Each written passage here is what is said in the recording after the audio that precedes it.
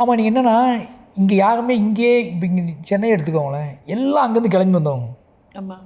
நிறைய பேர் அங்கேருந்து கிளம்பி நான் உட்பட அப்படின்னா எவ்வளோ பேர் தான் சொந்த ஊர்கள்லேருந்து கிளம்பி சென்னைக்குள்ளே என்ட்ரி ஆகி இன்றைக்கி வாழ்ந்துட்டுருக்கான்னு நமக்கு தெரியும்.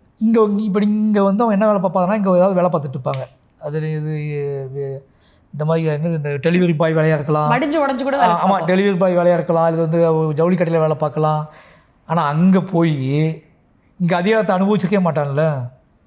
அங்கே அவனுக்கு ஒரு அடையாளம், அங்கே பிறப்பின் அடிப்படையில் ஒரு அதிகாரம் வச்சுருக்காப்புல அவர் மனசுக்குள்ளே. அந்த அதிகாரத்தை போய் அங்கே போய் அடைவாப்புல.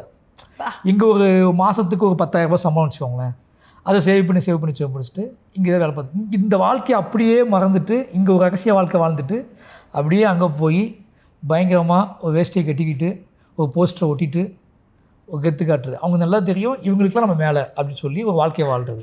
இப்படி நிறைய மனிதர்கள் இருக்காங்க.